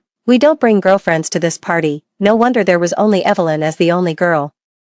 Here, no girlfriends allowed, but she was an exception. "Calvin, Anna must be here to ask about the photos. Hurry up and explain it to her." Evelyn shook Calvin's arm, looking so innocent and wronged. Calvin turned his face away. "There's nothing to explain, Anna. The photo was a misunderstanding. Just a bad angle. You're his real girlfriend. I won't steal him from you. Please don't quarrel because of this." I smiled without saying a word. The girl was very pretty, full of youthful vitality. She was very much like me when I first got together with Calvin at the age of 20. Calvin and I got together in our junior year of college. When we graduated in our senior year, he was scouted by a talent agent and suddenly made his debut. His journey to stardom wasn't smooth at first. We squeezed into a tiny rental apartment. I worked to earn money and support his music dream. Hard work pays off. After 6 or 7 years of being obscure, Calvin's single finally made it to the hot charts. That day, Calvin hugged me and said, "Anna, I must become famous, make a lot of money, and give you a better life." We promised to get married when we were 30. Later, he became more and more popular. He stood on bigger stages and enjoyed the adoration of more people, but the distance between us grew wider. I still remember a quarrel half a year ago. Calvin suddenly blurted out, "Anna, I'm a celebrity. Don't always judge me by the standards of ordinary people." I was stunned for a long time. This high and mighty Calvin seemed like a stranger to me. Now, I'm less than a month away from turning 30 and there's a new girl beside Calvin. Calvin picked a love duet. He handed the microphone to Evelyn. Evelyn pretended to decline. "Anna, you should sing it." I shook my head. "I'm not a good singer." Calvin also said, "Don't let her sing. She's tone deaf." "Do you want to be tortured?" Evelyn stuck out her tongue and happily took the microphone. She had a beautiful voice, light and pure, exactly the type of female voice Calvin liked the most. I didn't stay to listen and went to the toilet. When I came back after killing some time, the duet was over. The door of the private room was ajar. "Calvin, what's going on between you and sister-in-law?" someone suddenly asked. "Nothing." Calvin took a puff of his cigarette and said calmly, "Don't you think Anna is a bit beneath me now?" I stopped at the door, listening quietly. "Anna has been acting strange lately. She said she doesn't want to be my assistant anymore and wants to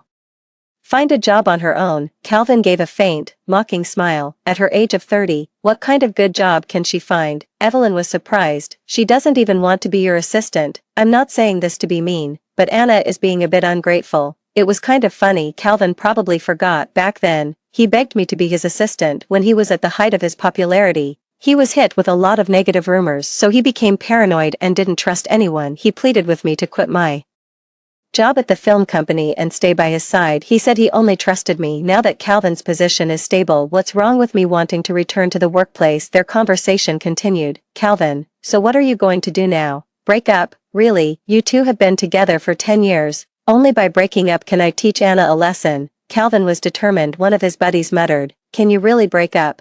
"I doubt it." Another buddy chimed in, "With Anna's loyalty, breaking up will be a huge ordeal." Calvin also rubbed his temples. "Tell me about it." At a loss, Evelyn spoke up. "In my opinion, just tell her directly." "No, she'll break down." "That's even better. The more hysterical she is, the more it shows she has an unstable temperament." Everyone was shocked. "Can we do that? And don't worry about her spilling the beans outside." Evelyn gave a sly smile. "When Calvin breaks up with her, I'll secretly record it and capture the scene of her going crazy, even if she talks nonsense later. We have the video as evidence that it's not Calvin's fault but that she has a terrible temper. This was a rather vicious move. Everyone fell silent. Evelyn didn't seem to notice. Give it a try. There's no harm. Just think of it as a rehearsal. Calvin hesitated for a moment and finally nodded. Fine, let's try. But I bet she won't agree. The plan was set. The hidden cameras were set up, just waiting for me, the main character, to arrive. I was obliging. After they got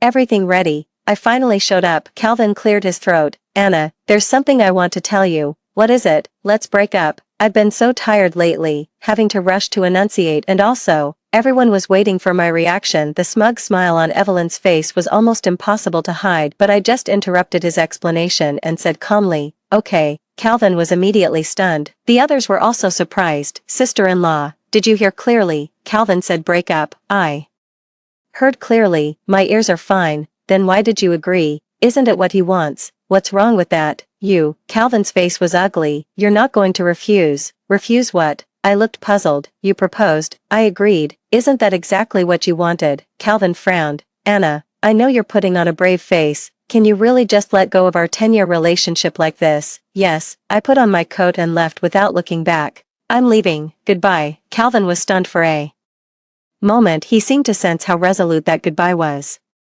But he wasn't reconciled and still said coldly to my back, you'll regret it. Really, there won't be that day. I'll cut off all my escape routes and not give myself a chance to regret. The night wind was cold, making me even more sober. I wiped away my tears and dialed a number. Mr. Lambert. Hello, I asked calmly. You once said we had an arranged childhood betrothal. Does it still count? To be precise, it was more like entrusting me to someone's care. Before my parents passed away, they verbally arranged this betrothal for me. Unfortunately, right after they died, I was taken south by my relatives and lost contact with the family. I heard they had been looking for me for a long time. Finally, they got in touch with me 3 years ago, but at that time, I was completely devoted to Calvin. I resisted this marriage arrangement, and I wasn't very nice to Lambert either. Now, I had the nerve to bring it up again. There was a low chuckle from the other end of the phone. Did you break up? Lambert's voice was lazy but incredibly pleasant to the ear. Yeah, we did. You only thought of me after the breakup. Am I just your backup? That's not what I meant, Anna. It was you who said that you'd only marry your boyfriend and told me to forget about the arranged marriage. That was true. I looked at the sky in embarrassment, finding it hard to defend myself. So, I just decided to go all in and said, I was cheated on. The breakup was really ugly. I was toyed with like a clown. I can't swallow this, so, I want to find someone new too. I admit I'm being impulsive. You can ignore me or laugh at me, whatever. After this outburst, I thought Lambert would hang up, but he was silent for a moment and then asked, have you been crying? His tone was full of helplessness. Why are you crying? I didn't say I wouldn't help you. Come on, tell me what you want. I want to get married right away. Is that possible? Sure. Lambert's voice was tinged with laughter, sending an electric current through the line. But I won't accept a sexless marriage. You know, I was taken aback. You mean we have to be a real couple? Yes, Lambert was rather considerate. If you can't accept it, just pretend you never made this call tonight. I'll keep it a secret. I accept. Lambert sounded surprised. We've broken up. I'm not going to be a widow for that scumbag. Right, but words alone won't do. The end of Lambert's words dissolved into ambiguous syllables over the phone.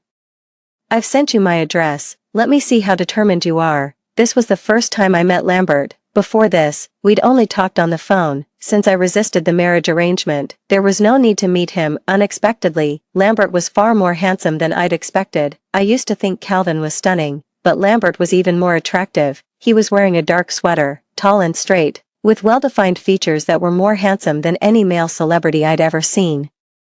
The important thing was, his face seemed so familiar. I'd been standing at the door for too long. Do you want me to carry you in? Lambert asked. I quickly stepped inside. No matter how determined I sounded on the phone, it was still a bit embarrassing to face him in person. Lambert was sitting on the sofa, seemingly waiting for me to make the first move. When nothing happened for a while, he said, I knew you. I silenced him with a rough kiss. I kissed so fiercely, as if that was the only way to hide my nervousness. I bit Lambert's lip. He laughed in anger. You're really something. Then, he pinched my chin and took the initiative. The smell of blood lingered between us. Gradually, I realized that Lambert was calming me down, my nervousness subsided, but my heart was still pounding abnormally. The heating was on in the room, and I felt all hot. My hands started to wander restlessly over his body. Lambert was holding back. Anna, are you really sure about this? Yes, I'll give you one last chance to back out. I didn't answer but directly unbuckled his belt. It was obvious that Lambert was really pent up. I asked, what about you?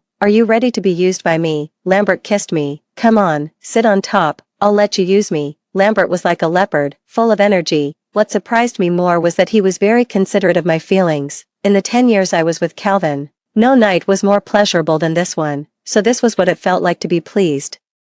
Before falling asleep, a question popped into my head. Why did my parents entrust me to Lambert? They loved me deeply and would never harm me. So, Lambert must have been the best choice after their strict consideration. I only slept for a few hours. As soon as the Civil Affairs Bureau opened, Lambert and I got our marriage certificates. The little red book was so light, it was like the last gift from my parents. I have to go on a business trip this afternoon and will be back in a week, Lambert told me. It's okay, you're busy. Don't force yourself. Anna, are you overthinking? Lambert gently flicked my forehead. I'm not avoiding you. I really have to go on a business trip, but I'll video call you every day. I won't leave you bored. I thought the video calls were just normal calls, but in the following week, every time I heard the video call ringtone, my legs went weak. Lambert knew exactly how to tease me. Just through words and gestures on the screen, he could make me surrender.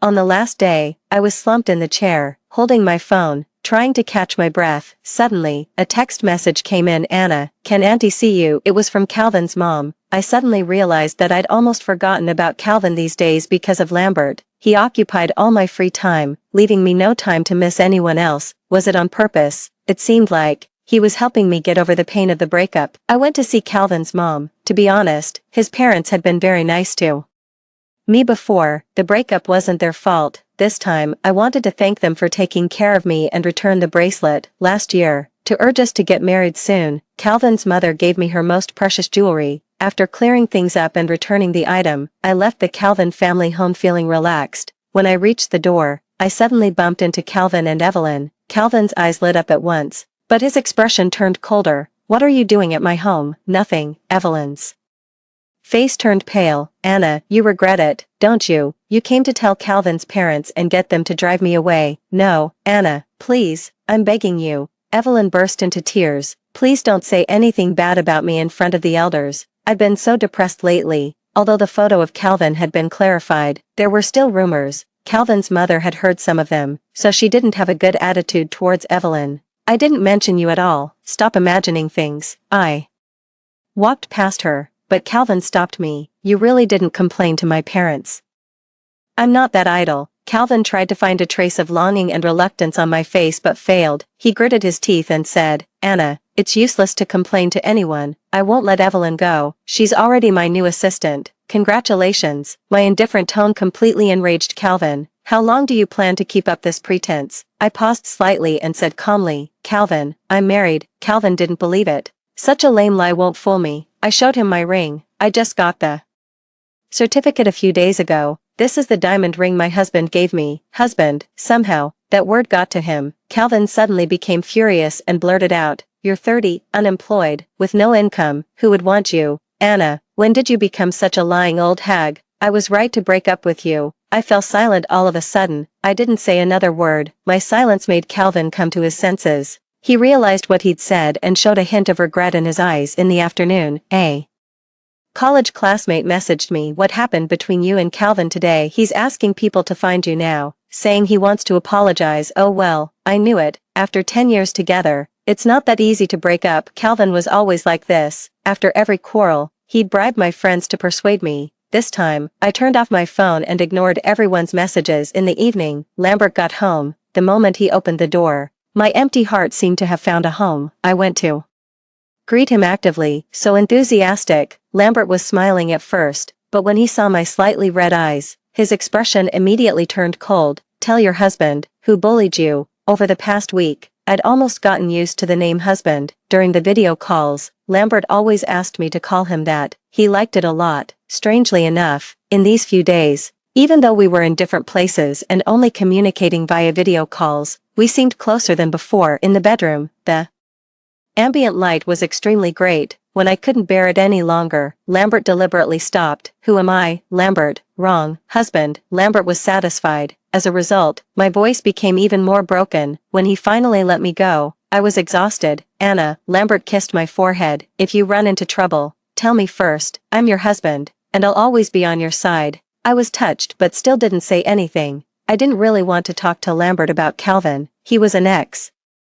And talking about him was just a waste of breath. Seeing that I was silent, Lambert didn't press further. He changed the topic. Do you have enough money? Yes, you gave me too much. I can't spend $1 million. That's just the living expenses for the next 2 months. Don't save on my account. It's too extravagant, I murmured. Lambert smiled. Since I learned about the arranged marriage, I knew that I'd work hard to earn money all my life so that you could spend it to your heart's content. Lambert, why are you so nice to me? I asked the question that had been on my mind for a long time. We have no emotional foundation. You're just fulfilling the family's request by going through with the marriage. It doesn't make sense. Guess. I was sleepy and mumbled. Because my parents were kind to your family, you want to repay the favor through me. Anyway, it can't be because you like me. I closed my eyes and fell asleep instantly. So, I didn't hear Lambert's final answer. Who says I don't like? I found a new job at a video website. At the same time, Lambert and I planned to hold a makeup wedding. I picked out several wedding dresses and sent them to a small group, asking my friends to give me some opinions. Subsequently, the news of my wedding preparations spread like wildfire. Since Lambert and I got married on a whim and didn't make a public announcement, some old friends thought I was going to marry Calvin. Calvin probably got wind of it too. Half a month later, he came to our company to record a show, with Evelyn in tow. The moment Evelyn saw me, her eyes turned as red as a rabbit's. Anna, I really feel so sorry for you. After breaking up with Calvin, you're so sad that you're even lying about getting married, I said expressionlessly. I am having a wedding, but the groom is someone else. Calvin sneered. You've been lying so much that you even believe it yourself. I couldn't be bothered to talk to them. Just then, Lambert called. I went to a corner to answer it. He asked a few casual questions, like what I was having for lunch and what time I got off work. When hanging up, I said, "Bye, hubby." Turning around, I saw Calvin standing not far away. Anna, you're really putting on a full show. What? Who are you getting to play your husband? Do I know him? His tone and expression were extremely indifferent, as if he was just asking casually. But the bloodshot eyes betrayed his unease. I didn't want to waste words on him at all, but he stopped me from leaving. Anna, just say something soft. And it's not too late. Anything will do. As long as you say it, I'll cooperate with you for that wedding. You're crazy. What about Evelyn? Does she know you're acting like this? I'm not with her. She has no right to interfere. That's a pity. You two seemed well suited. Calvin frowned tightly. He noticed that I wasn't angry or sad. That was the scariest thing. I was too calm, as if I had truly moved on. But soon, Calvin convinced himself. After 10 years together, no one can let go easily. Anna, without my cooperation, how long can you keep up this act? I went back to my seat. A colleague beside me whispered, "Do you know Calvin?" "No. I saw you two come out one after another with bad expressions. Let me warn you, don't mess with him." "Why?" "He's the one that Mr. Lambert of Wish Entertainment personally promotes," as my colleague gossiped. My thoughts drifted away. Lambert said he'd cook dinner tonight. I wondered how his spare ribs would turn out. "Do you know Mr. Lambert?" "It's normal if you haven't heard of him. He's very mysterious and rarely shows up, but he's the top boss lurking behind Wish Entertainment." Why does everyone in the circle give Calvin some face now? Because Calvin's sudden rise to fame was personally approved by Mr. Lambert. Anna, what does your husband do? I snapped back to reality. He runs a company. A small business, I guess. Actually, I wasn't sure. Lambert once compiled the documents of his properties and gave them to me. He said I could pick one I liked and be a hands-off boss, but the shadow of being Calvin's assistant still haunted me. I didn't want to live a life where I worked for my partner and lost myself again, so I instinctively resisted. I still hadn't opened those documents. Today's show was recorded until 7 o'clock. Everyone had left work, but Calvin was still there. Calvin's mother and Uncle Calvin arrived. They were chatting, and I didn't pay much attention. If I had gotten closer, I would have heard that I was the main topic of their conversation. After work, Calvin saw his parents. Evelyn stepped forward actively. "Hello, Uncle and Aunt." Calvin's mother glanced at her and ignored her. Evelyn felt awkward but still tried to flatter. "Aunt, you're so beautiful. Calvin often mentions you, and now that I see you." "Shut up." Calvin's mother interrupted her rudely. Evelyn was wronged and wanted Calvin to back her up, but she found that Calvin wasn't even looking at her. He seemed out of sorts today, and the recording was also lackluster. Calvin's mother said, Evelyn, since your recording is shown near home, come home for dinner tonight, okay? Evelyn looked expectant, but no one invited her. Even Calvin said, you can go now. Evelyn was unwilling but left anyway. As soon as she left, Calvin said, Mom, I want to invite Anna. I thought Calvin's mother would be very supportive, but unexpectedly, her face sank at once. You still have the nerve to mention Anna. Have you forgotten? You were the one who drove her away. Anna has given up on you. Don't bother that nice girl anymore. Impossible, Calvin was certain. I've been with her for 10 years. I know her well. She's probably waiting for me to give in. This is the perfect opportunity. With that, he started looking for Anna. Calvin's mother couldn't bear it anymore and slapped him. Wake up. Anna returned the bracelet to me. Calvin was like he'd been hit with a sledgehammer. Which bracelet? The one I gave her. The family heirloom for the daughter-in-law. The next day at work, I ran into Calvin again. He didn't look right. He was haggard, and his face was sickly pale. I was about to pretend I didn't see him when Calvin suddenly grabbed me and pulled me to a secluded corner. What's up? I asked impatiently. I went to your place last night. He tried to sound calm, but the trembling tone betrayed his anxiety. I had a small apartment of dozens of square meters in this city, but after marrying Lambert, I moved to his place. You weren't home. I waited at the door all night, but you never came back. Where did you spend the night? At my new home. Any problem? Calvin's breathing was unsteady. With who? With my newlywed husband. This time, I was unusually patient and explained carefully. Before my parents died, they verbally arranged a marriage for me. After breaking up with you, I immediately fulfilled it. Calvin didn't listen further. He suddenly grabbed my wrist and roughly put something on my hand. It was that bracelet. This is your bracelet, Anna. Don't leave it behind. It can only belong to you. Calvin muttered like a madman. You don't like Evelyn. I'll get rid of her today. Don't be with someone else. Please, let's make up right now. Okay. During the tussle, the jade bracelet fell to the ground and broke into 2 pieces. Calvin was stunned. A broken bracelet can never be restored to its original state. Just like us. When I pushed Calvin away, I saw Evelyn standing in the corner. She must have been listening for a while. Today was the last day of recording. All the guests had arrived, and the studio was lively. My colleagues were gossiping. They said that Mr. Lambert of Wish Entertainment would also show up today. I was busy sorting out materials and didn't listen carefully. Calvin arrived late just before the shooting started. His complexion had calmed down a bit, as if nothing unpleasant had happened earlier. Soon, I knew why. Evelyn sidled up to me and said casually. I cheered Calvin up.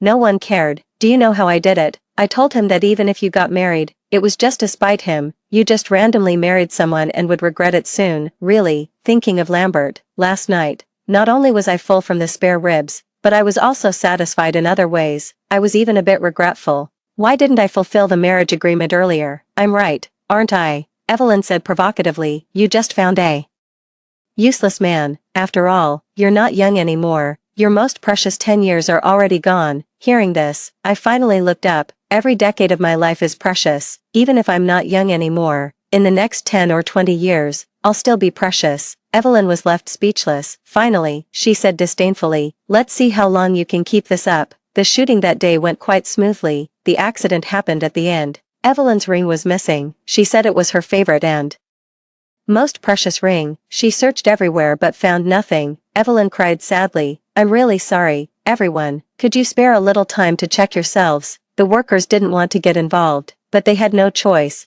Behind her was Calvin, and behind Calvin was Mr. Lambert. Mr. Lambert of Wish Entertainment was said to be chatting with the senior management upstairs at the moment, so everyone opened their pockets and backpacks one by one. When it was my turn, Evelyn stared at me closely. I had a bad feeling. As I turned my pocket inside out, the ring rolled out, glittering. Evelyn's scream almost lifted the roof. It was you. You stole my ring. I narrowed my eyes. When did she set up this trap? She must have slipped the ring into my pocket while chatting with me just now, I said. I never touched your ring. Are you deliberately framing me? Anna, you have to be fair. Why would I frame you? What's the reason? You should ask yourself. Everyone was caught in the middle, looking at each other. Unfortunately, there was no surveillance in that area, so I couldn't prove my innocence. Evelyn insisted that I was the thief. She called the police. Calvin tried to persuade her. Forget it. There might be some misunderstanding. Calvin, you can't be so partial, Evelyn cried. I just want justice for myself. What did I do wrong? Also, your platform hired someone with moral problems.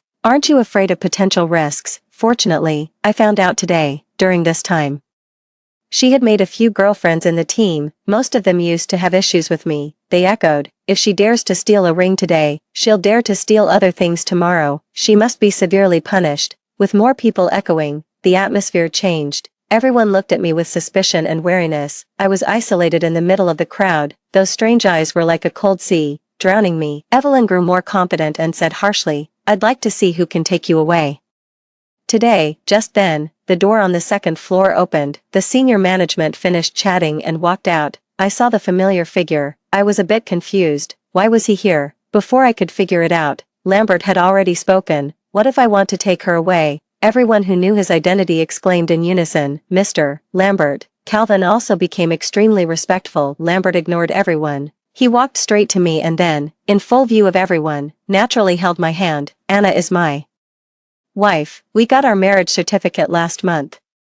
So, he glanced at Evelyn, his tone cold and indifferent. Why would my wife steal your ring? He emphasized the words, my wife. No one dared to answer. Lambert then turned to look at the senior management. What do you think? Does my wife, Mrs. Sure, need your ring? The senior management was tactful. The diamond ring on your wife's hand looks familiar. Is it the Tears of the Moon Goddess that you bought for $5 million at the auction? So it's the Tears of the Moon Goddess. It's an honor to see it in person. Indeed, it's incomparable to an ordinary ring. Evelyn was already frozen. She forced a smile that was uglier than crying. Maybe I misunderstood Anna. Whether it's a misunderstanding or not, we'll find out after an investigation. Lambert said gently to the staff, check the footage shot today. It was fine if they didn't check. Once they did, they really found the relevant recording. A camera responsible for capturing behind-the-scenes footage happened to capture this scene while panning around the venue. In the corner, Evelyn quietly slipped the ring into my pocket. The truth came to light. Evelyn begged me to forgive her,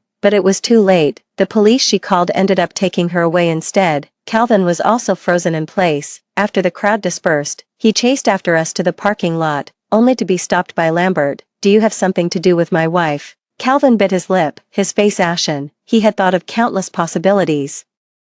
That Anna had married someone on a whim out of spite and would come back to him once she calmed down, but it never occurred to Calvin that the man would be Lambert. A terrifying thought emerged. Perhaps Anna was serious about this marriage. Calvin longed for an answer. However, Anna didn't even spare him a glance. She whispered to Lambert, I have a lot of questions to ask you when we get home. Lambert lowered his eyes meekly. Okay, you can interrogate me all you want. Calvin's heart lurched.